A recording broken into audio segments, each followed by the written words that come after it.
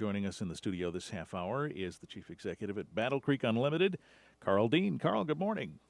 Good morning, Richard, and thanks for having me. Thanks for the time today. Always like that name, Battle Creek Unlimited. It gives the notion that anything's possible, and it is. I would say so, and it denotes the services and the wide range of services that we provide for our businesses that we're trying to help in our community. Yeah, and let's talk about that. Let's start at the beginning, I suppose, which is describing the scope of what it is that you do. Yeah, Battle Creek Unlimited was established in 1972, so we're one of the oldest economic development organizations, not only in Michigan, but perhaps Midwest and beyond. And originally, we were developed to oversee the transformation of the Fort Custer Industrial Park, the former military base, into a modern industrial complex, and over the years evolved into a citywide economic development organization. So our focus is on creating wealth in the community through job creation, bringing new employment opportunities into our community, and much of that is done through work of attracting new businesses to our community. And we spend about 75% of our time working with our existing employers, making sure that their needs are being met and they have opportunity to grow here in Battle Creek. Well, yeah, I want to talk about that too. I'm curious, though, as we started out trying to redevelop the Fort Custer property, that ended up, maybe we were thinking that would be, we'll take care of that and we'll be done. It just never ends, does it? No, we need to be comprehensive in our approach to improving the economy in Battle Creek, and that is one of three major employment centers that Battle Creek is blessed to have. There are about 10,000 jobs in Fort Custer Industrial Park. There are another approximately 2,000 jobs, or roughly 1,500 jobs at our airport area, which is another major economic center for us in the community.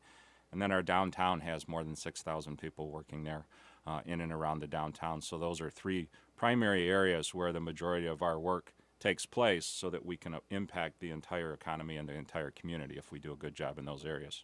I imagine that is an ongoing job in that entities come and go, or at least the inquiries happen, and you're ready to respond to those. The normal economic churn in a community can result in anywhere from through global forces, through other things that go on in our local but also national economy, and then again globally. 5% of your employment base can be affected by, on an average annual basis, if you're not there to replace that 5% potential loss that just comes from globalization and other forces in the economy. And you're right, companies do go through cycles, and we have to be there always replacing it and trying to grow the economy beyond what is taking place with just our existing existing employers. Mm-hmm. That is interesting. It reminds me of what I've heard people who work in sales say. You know, you can count on a certain amount of your business to change, and so you've got to constantly be working to make up for that. That's right. And companies, the economy, the global economy changes, which means technology is rapidly advancing.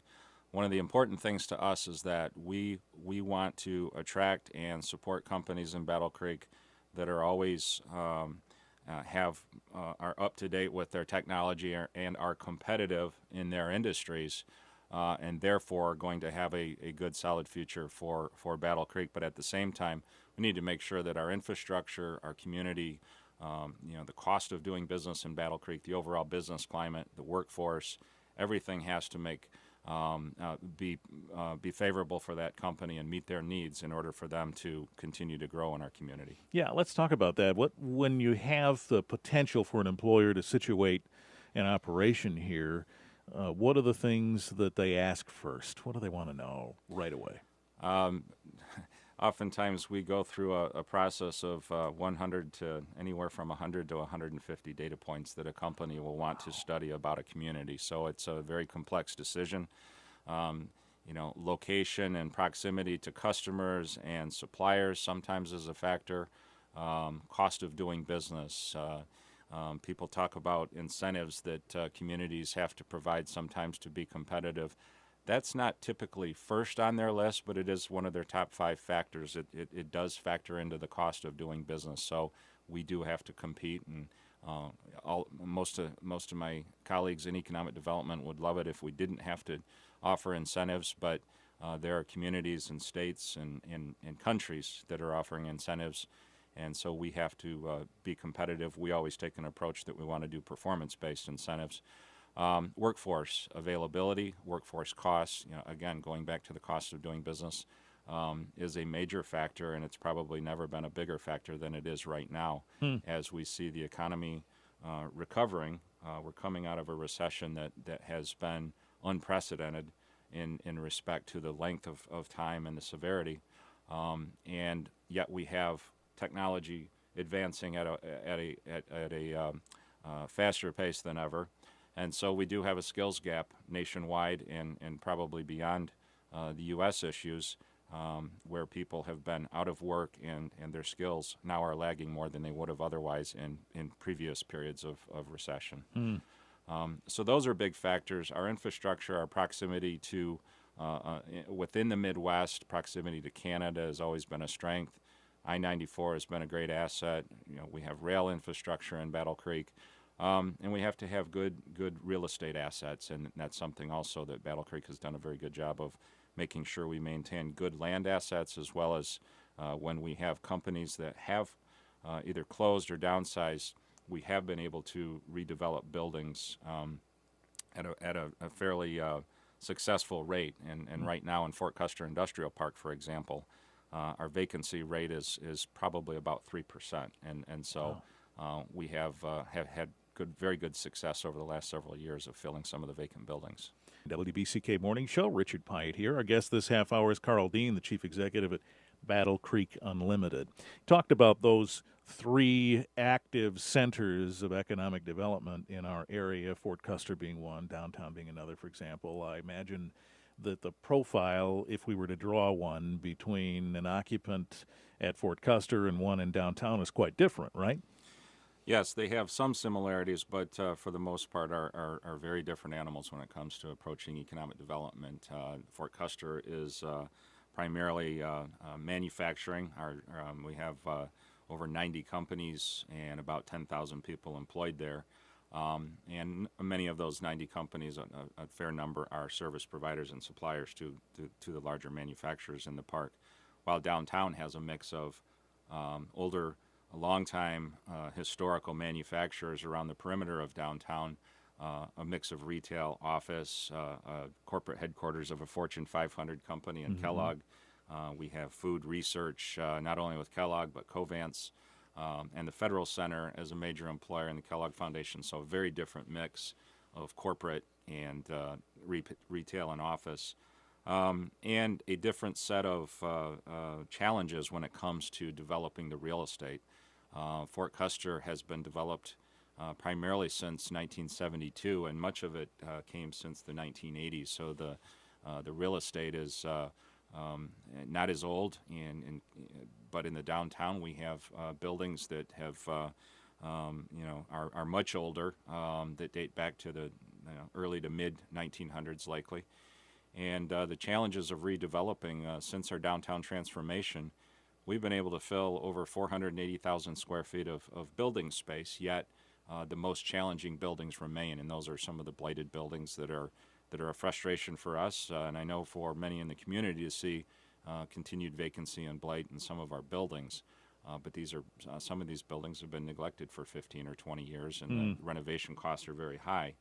On the plus side, we have some developers interested in many of the buildings, and so it is a very different approach to how do you redevelop those buildings than when you have a company owner-occupied building development process in Fort Custer. Yeah, I just listening to you talk about that, though, with respect to downtown, my sense is that these challenges are not uncommon. I mean, we're just like other towns like us. Isn't that true? Yeah, many downtowns around Michigan and beyond have the age of buildings is a challenge, and it's always it's a combination of what's the market demand and what type of lease rates could a developer or owner secure to pay for those renovations, and if we have a gap, that's where it's challenging to redevelop those buildings, and that's where really we come in and focus, and how can we close that gap to make sure that the building can be renovated, but we want them to be occupied with businesses that are sustainable and have a good business plan. Sure. Our approach is not to throw money at a business if it's to close their business plan gap. It's more about if you can close the real estate gap and we have good, solid business plans and businesses coming in, that's a more sustainable model. Yeah, and in our case, when you have a building like Heritage Tower, for example, which is a whole building that has issues, has challenges, and then you've got to find occupants for all of that, how do you approach a developer and say, here's an opportunity? I mean, what are some of the bright points that you can say are an attractive reason for coming to Battle Creek? Right. We look at the Heritage Tower. It's an iconic building. It's of interest, and there's probably not a week that goes by people don't ask me what's going on with Heritage Tower. And if you remember, about last year and earlier this year, we did have progress with redevelopment. Was progressing in working with 616 Development of Grand Rapids, and that work continues, but it's taking much longer than we ever anticipated. There are unique challenges with the building, with clearing liens from the previous owners, and that is ongoing. But I remain hopeful that we would see construction in early 2015, if all goes well, in the coming months with the progress that we're making with the developer.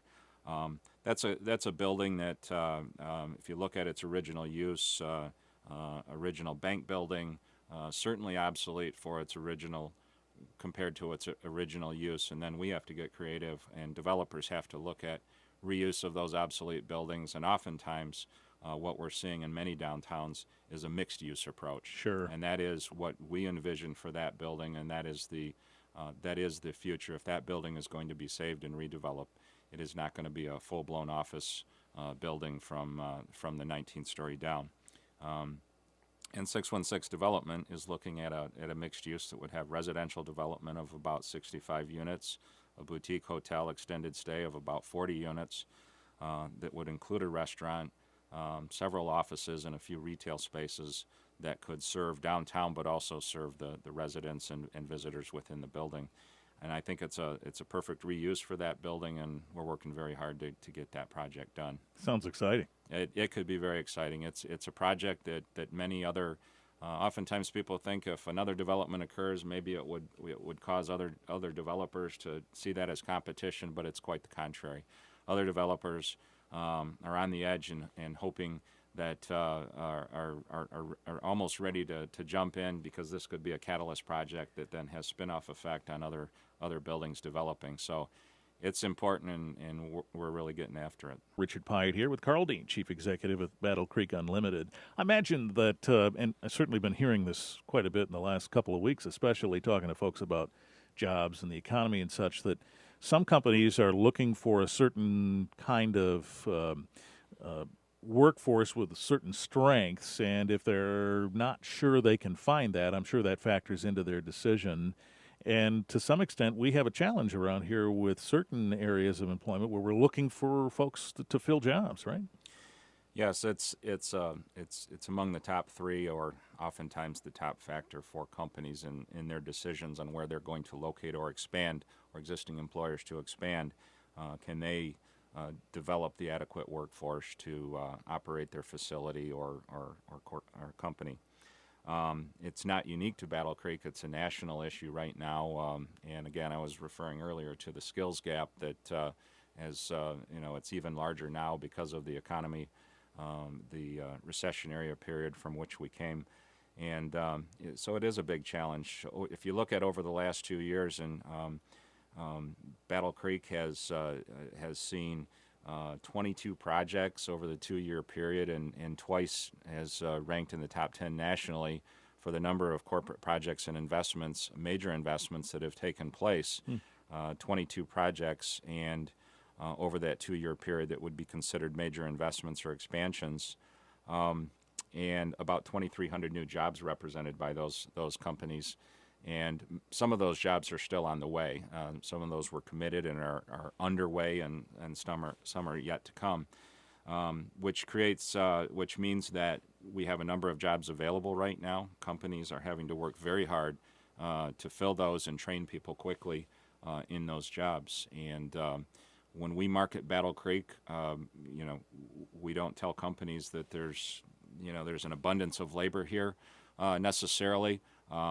We make sure that they have full insight into the availability of people, the size of the economy, the size of the population, but also the resources that we have. And that's where Battle Creek has a great advantage is while many places have a skills gap nationwide, Battle Creek has more resources than most communities because we have a great Kellogg Community College that is done a very good job for a long time providing employer-centric and customized training when necessary. And we have a regional manufacturing technology center in Fort Custer that remains a national model. And there are many other workforce providers in our community that are doing outstanding work to help us prepare the workforce. Having said that, companies still are challenged, have to work very hard, and so it varies from company to company at what level of success that they're having with that.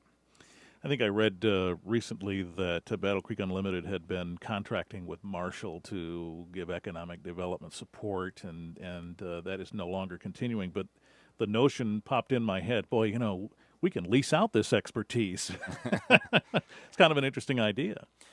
Well, we are the City of Battle Creek's economic development organization, and we've had a contract since 1972 to perform their economic development. So our work has always been that we will do whatever is in the best interest of the City of Battle Creek and developing the City of Battle Creek. We have in the past had a contract with Marshall where we did staff their economic development efforts. That ended about 18 months ago, and after that, we had a contract that basically said if you need our consultation or advice, about 16 months ago, that here on an as-needed basis, let us know, and we really haven't worked there in that period of time.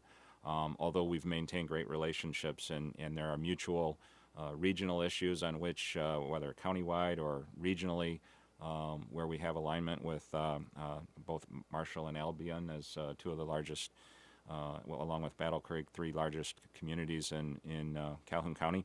And so we've maintained good relationships, but we were not pursuing that contract. But we have a lot of work in Battle Creek, and so we really haven't looked outward to share our expertise.